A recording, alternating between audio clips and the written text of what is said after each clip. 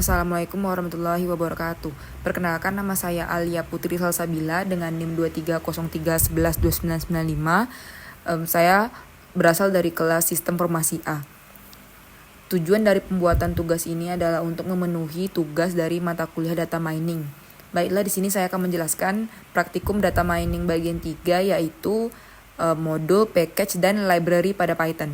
Baiklah, hal pertama yang kita lakukan adalah membuat modul, di mana modul itu berisikan fungsi-fungsi yang kita inginkan, dan nanti modul itu akan kita download as Python, yaitu .py, dan akan tersimpan di direktori di laptop kita.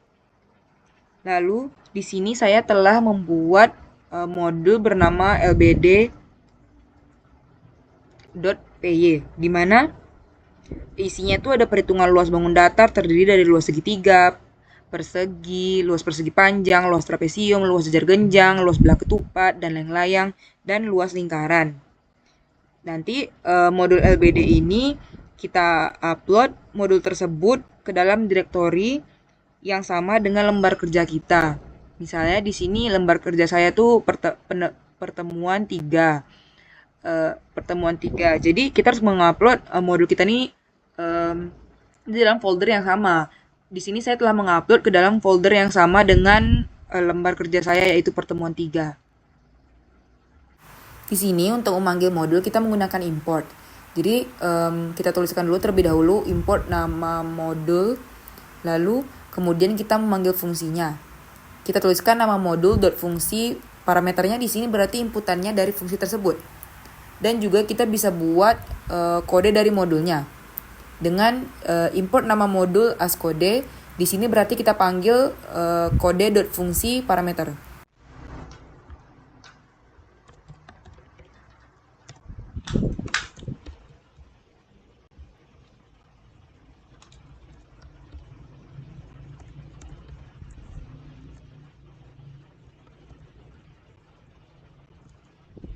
Jadi misalkan tadi kita sudah buat nama modulnya tuh LBD. Terus selanjutnya kita akan panggil fungsi luas segitiga yang ada pada LBD yang didefinisikan sebagai ls. Di sini kita sudah menulis lbd.ls. Jadi kita tuliskan dulu nama modulnya, lalu nama fungsinya. Kemudian kita inputkan parameternya. Di sini ada alas, saya tentukan alasnya itu 1 dan tingginya yaitu 3. Maka akan terhitung dari fungsi ini hasilnya adalah 1,5.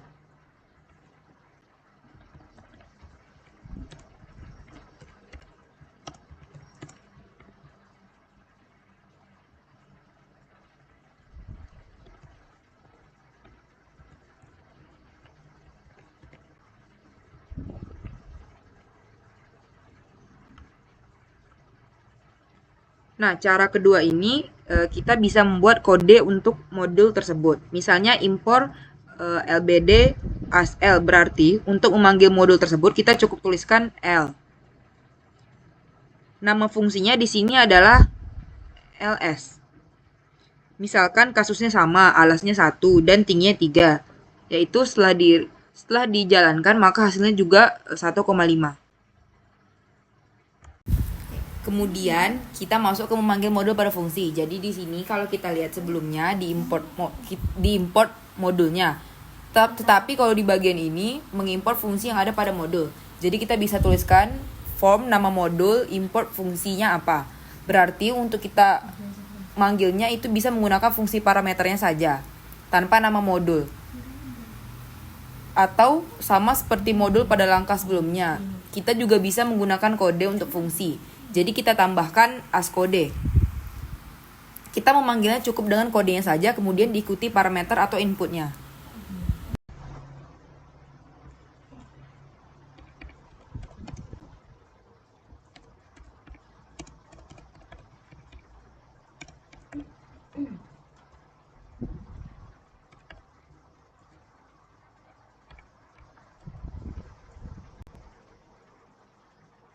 Misalkan di sini saya akan memanggil fungsi luas persegi yang didefinisikan sebagai LP yang ada pada modul LBD.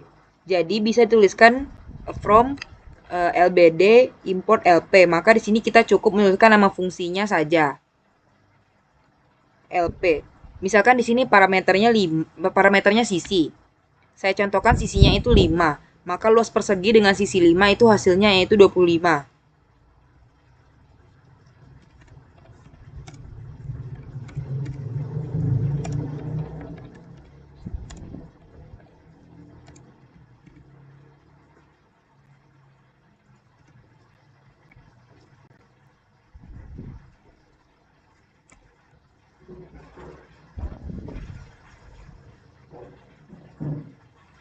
Atau cara yang kedua, kita bisa memberi kode untuk fungsinya. Misalkan kodenya itu adalah L. Jadi kita tinggal memanggil L, parameternya 5, maka hasilnya adalah 25. Ketika fungsinya lebih dari 1, misalkan di sini ada 2. Jadi kita tuliskan form nama modul import fungsi 1 berarti fungsi yang pertama, koma fungsi 2. Jadi kita bisa panggil fungsi tersebut dan parameternya.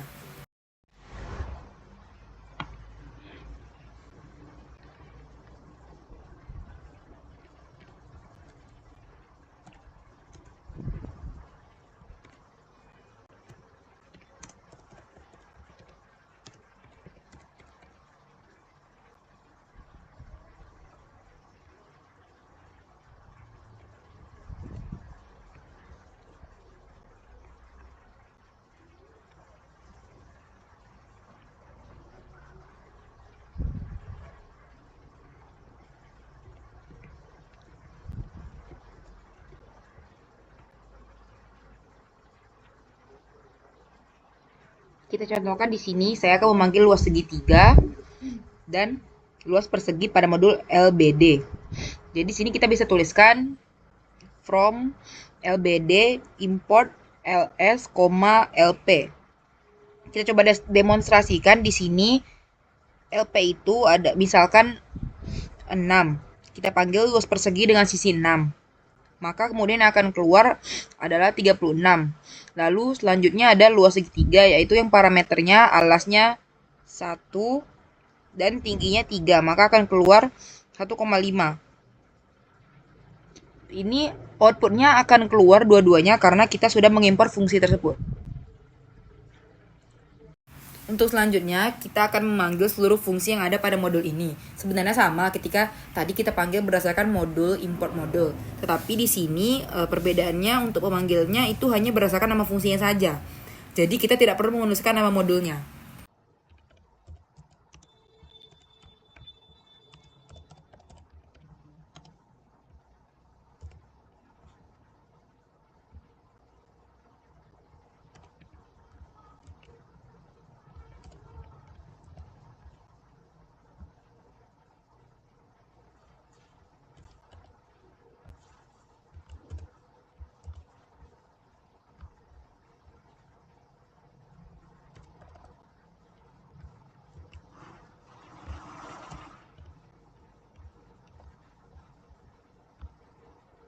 Nah, jadi misalkan di sini from LBD dari modul yang sudah ada import semua.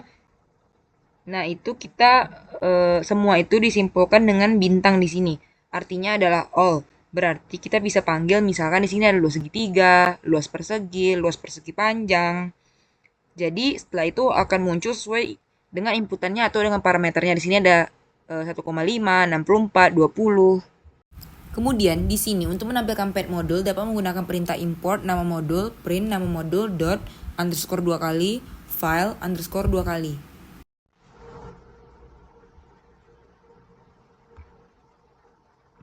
Nah, kemudian dari modul kita lanjutkan ke package. Seperti yang sudah saya sampaikan sebelumnya, di sini package itu basisnya adalah folder. Jadi misalkan dalam direktori yang sama dengan lembar kerja kita buat sebuah folder. Namanya bidang underscore datar. Nah, kita upload dulu modulnya di sini. Misalnya kita bisa di dalam ini nih, kita upload dulu modul kita tadi yaitu LBD. Lalu, seperti yang sudah disampaikan sebelumnya, dalam pembuatan package di Python, kita harus menyertakan file dengan nama underscore init underscore dot py untuk memberikan informasi bahwa direktori tersebut adalah package yang berisi modul-modul. Isi dari file tersebut bisa dikosongkan atau tidak perlu diisi apapun.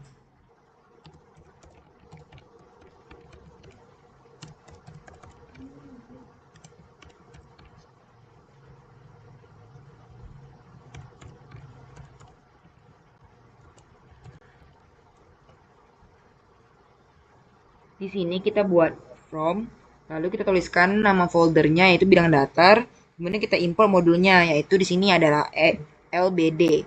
Untuk pemanggilan masih sama. Ketika kita impornya adalah modul, maka kita panggil fungsinya harus dituliskan nama modulnya terlebih dahulu. lbd.ls misalkan.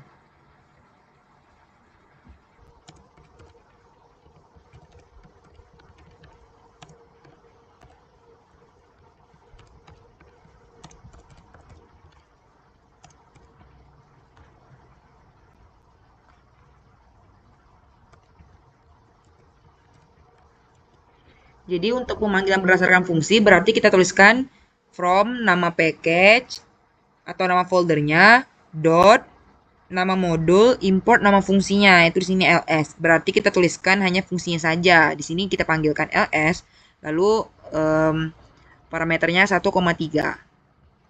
Maka akan keluar outputnya. Ini ada struktur umumnya yang tadi untuk kita pemanggilan berdasarkan modul. Form nama package, import nama modul, berarti di bawahnya yaitu nama modul dot fungsi beserta parameternya. Kemudian ini untuk import berdasarkan fungsi, berarti nama package dot nama modul import fungsi. Lalu fungsi parameternya. Ini sama seperti fungsi yang telah dijelaskan sebelumnya. Ketika kita memanggil semua fungsi, bisa menggunakan simbol bintang. Baik, ini adalah library yang sering digunakan oleh para pengguna Python.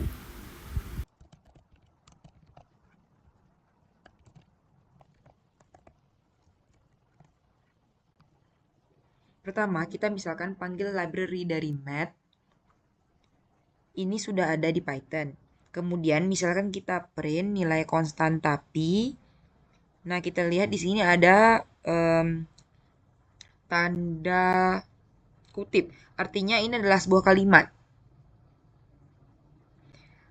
Dan di sini koma math.p. Artinya kita akan memanggil fungsi p yang ada pada math.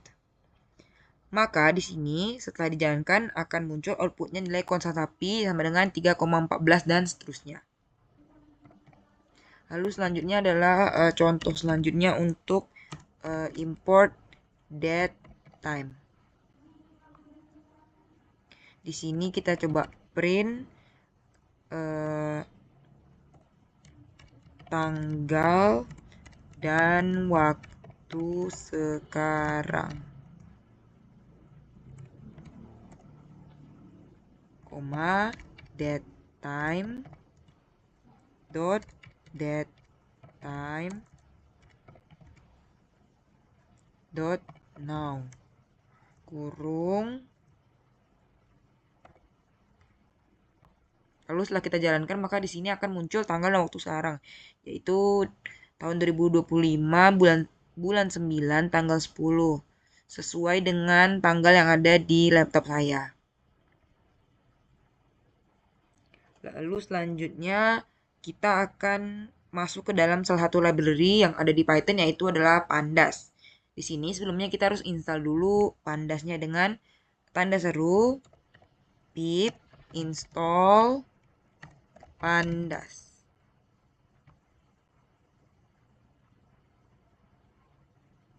Lalu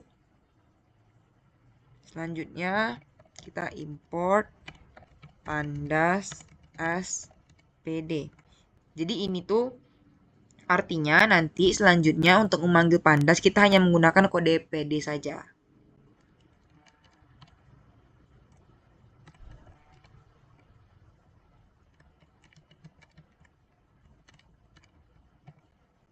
Di sini kita akan buat data berdasarkan pandas, yaitu data frame yang saya simpan di df pd dot data frame kurung kemudian kurung kurawal.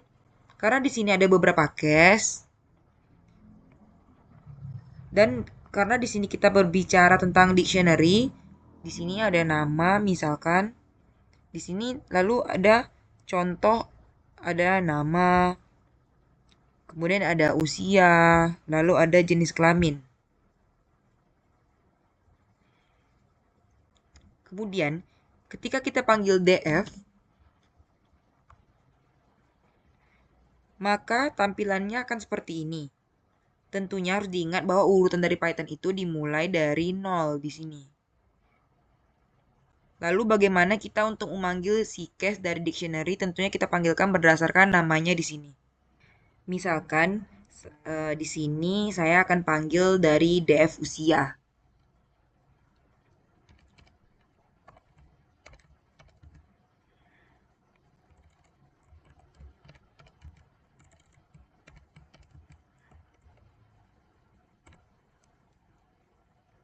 Nah, kita tuliskan di sini kurung siku, lalu masukkan age, maka akan muncul data dari usianya dengan urutannya.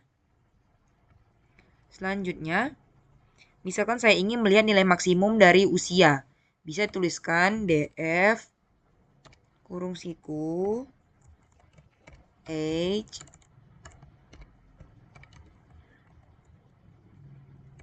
dot max kurung. Jadi maka akan muncul outputnya adalah usia dengan nilai maksimum. Maaf, di sini seharusnya huruf kecil, lalu kita jalankan. Maka akan muncul outputnya adalah usia dengan nilai maksimum. Itu 58. Lalu selanjutnya, atau kita bisa menggunakan describe. Di sini nanti akan muncul beberapa ukuran pemusatan ataupun penyebaran pada data.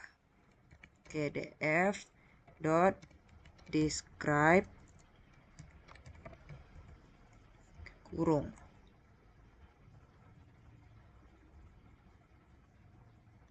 Jadi kenapa di sini yang muncul hanya dari age saja? Karena di sini yang bersifat numerik itu hanya age saja. Karena di sini hubungannya dengan ukuran pemusatan penyebaran data, jadi yang muncul hanya data yang bersifat numerik. Lalu di sini kita akan mencoba input data pada tabel yang akan dimasukkan ke dalam Microsoft Excel. Kemudian simpan pada direktori yang diinginkan. Di sini yang pertama ada credit sama dengan pd.read Excel. Jadi ini tuh untuk membuka file Excel dan menyimpannya ke data frame credit. Lalu selanjutnya yaitu ada print credit. Nah, print credit ini fungsinya untuk menampilkan semua data tabel atau tabel penuh. Lalu selanjutnya ada print credit.head. Jadi ini fungsinya untuk menampilkan 5 data teratas atau untuk cek cepat isi tabel. Lalu selanjutnya ada print credit status, yaitu untuk menampilkan isi kolom status saja. Lalu selanjutnya ada print credit dot ilog ya 5, ini untuk menampilkan baris ke-6 karena di dalam Python perhitungannya mulai dari 0. Lalu selanjutnya ada print credit ilog 5.210. Jadi itu untuk menampilkan baris ke-6 sampai ke 10. Selanjutnya ada print credit describe include all. Jadi itu untuk ringkasan statistik semua kolom. Jadi statistik untuk angka seperti min, std, min, max dan lain-lain ditambah teks seperti jumlah unik dan data terbanyak. Lalu selanjutnya ada print credit.describe. Jadi itu tuh untuk ringkasan statistik yang hanya mengambil kolom angka. Jadi statistik deskriptif khusus untuk kolom numerik. Lalu selanjutnya ada print credit describe exclude O. Jadi sama seperti nomor sebelumnya karena O itu artinya objek. Jadi ini hanya mengambil jadi ini isinya ada hanya ringkasan statistik tanpa kolom teks. Ini adalah soal latihan yang akan saya kerjakan. Baiklah, di sini saya akan menjawab pertanyaan yang tadi sudah dilampirkan di video. Di sini soal pertama yaitu buatlah modul Python berisi fungsi untuk menghitung peluang dari distribusi binomial, Bernoulli, dan Poisson.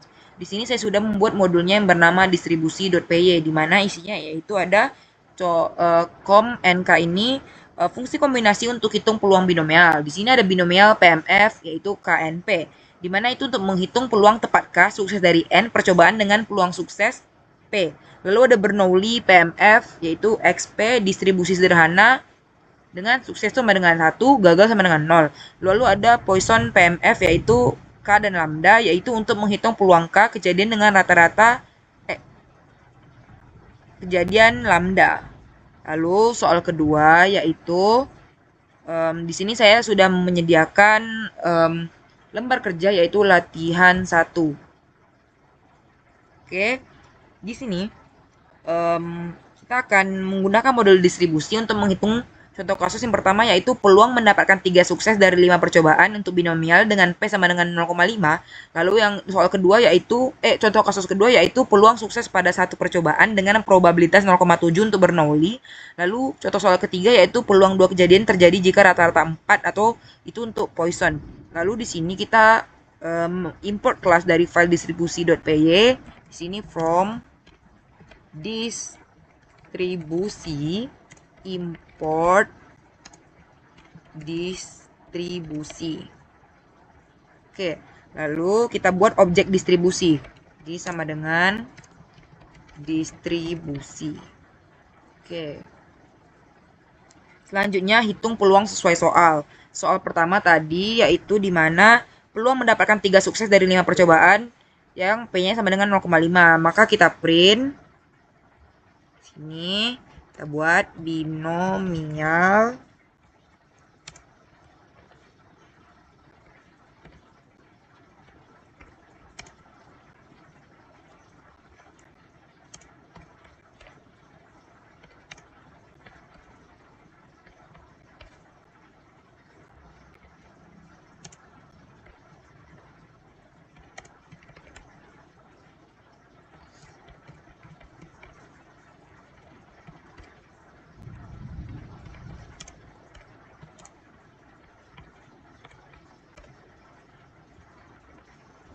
Oke, maka kita jalankan. Lalu selanjutnya adalah soal yang kedua, yaitu peluang sukses pada satu percobaan dengan probabilitas 0,7 itu untuk Bernoulli. Maka kita print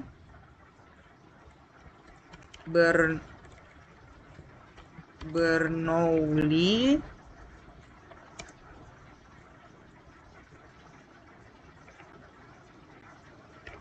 satu P sama dengan 0,7. Oke, sama dengan Madis Bernoulli for PMF itu dimana 1,0,7.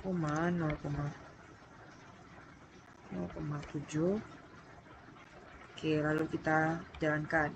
Lalu selanjutnya untuk soal nomor 3 yaitu peluang 2 kejadian terjadi jika rata-rata 4 untuk Poisson. Lalu di sini kita print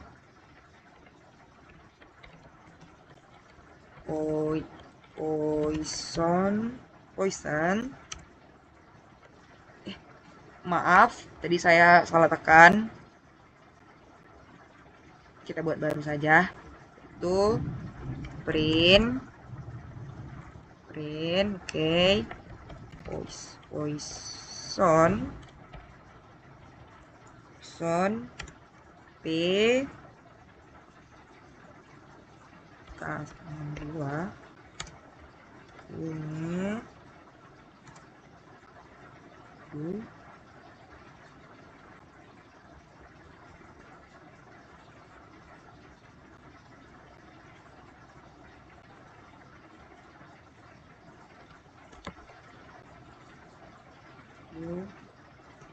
lambda sama dengan 4 dengan titik Poisson PMF 2,4. Lalu kita jalankan. Oke, maka di sini this dot binomial underscore PMF 3 5 0,5 itu peluang dapat 3 sukses dari 5 percobaan. Kalau yang this dot Bernoulli underscore PMF this dot Bernoulli underscore PMF 1,0,7 itu untuk peluang sukses tunggal dengan P sama dengan 0,7. Lalu ada this dot Poisson underscore PMF 2,4 ini peluang ada 2 kejadian kalau rata-rata kejadian sama dengan 4. Nah, di sini output yang keluar yaitu yang pertama ada outputnya 0,3125, ya soal kedua yaitu 0,7, lalu soal ketiga ada 0,1465 dan seterusnya. Lalu soal ketiga yaitu kita diminta untuk baca file shop. Di sini saya sudah menyiapkan yaitu shopping data dengan CSV, dan soal nomor 3 yaitu cari file data di internet dengan ekstensi CSV. Dan selanjutnya soal nomor 4, panggil data tersebut pada Python, kemudian lakukan identifikasi awal pada data tersebut. Nah, di sini saya sudah menyiapkan file shopping data CSV. Lalu di sini maka kita akan import Panda. Kita import Panda. Kita import Pandas maksudnya. Maaf, di sini saya ada kekeliruan, salah tulis. Oke, maka selanjutnya kita akan baca file shopping data CSV dengan shopping sama dengan pd.read underscore CSV.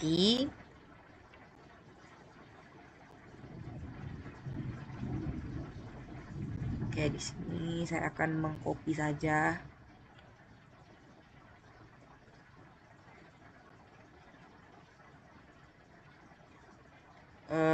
Path dari shopping data CSV. Oke.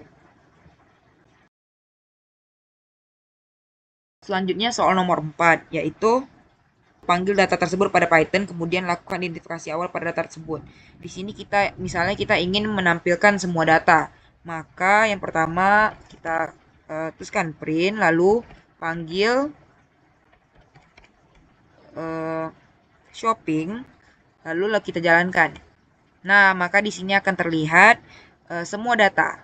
Lalu selanjutnya jika kita ingin menampilkan 5 baris pertama, maka kita tinggal tuliskan print shopping.head kurung. Oke, lalu kita jalankan, maka akan tampil 5 baris pertama. Lalu selanjutnya, kalau kita ingin mengakses kolom tertentu, maka kita print shopping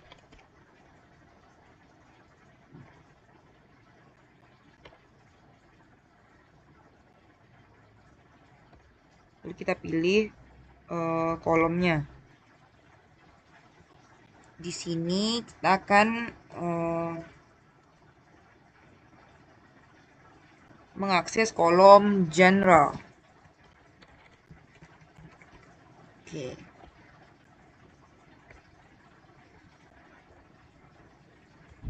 Nah, maka di sini akan tertampil kolom general. Lalu selanjutnya untuk mengakses baris kelima dengan menuliskan print shopping.ilog buka kurung siku 5, lalu kita jalankan. Nah, di sini akan menampilkan baris kelima.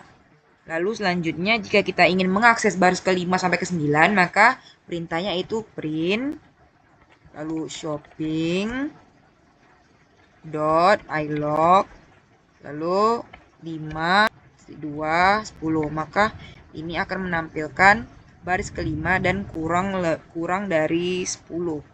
Lalu kalau kita jalankan,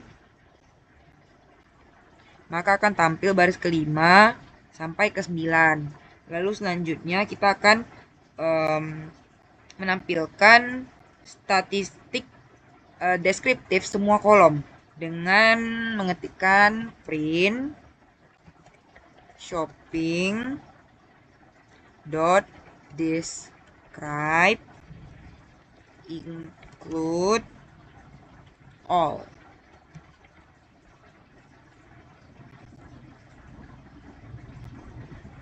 Oke. Di sini maka akan menampilkan ringkasan semua kolom numerik dan kategorikal. Lalu selanjutnya kita akan menampilkan statistik deskriptif yang hanya numerik dengan perintah print shopping.describe kurung lalu kita jalankan. Nah, di sini akan menampilkan ringkasan khusus numerik yaitu kayak age, income, dan lain-lain. Lalu selanjutnya untuk menampilkan statistik deskriptif yang hanya non-numerik, kita dengan perintah print shopping.describe lalu exclude dengan number. Oke.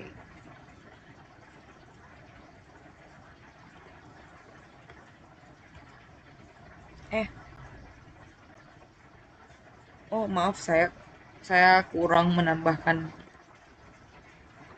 Oke. Maka di sini akan menampilkan ringkasan khusus kategorikal. Baiklah, sekian presentasi dari saya. Mohon maaf apabila ada kekurangan, baik dari perkataan maupun perbuatan. Saya ucapkan terima kasih. Wassalamualaikum warahmatullahi wabarakatuh.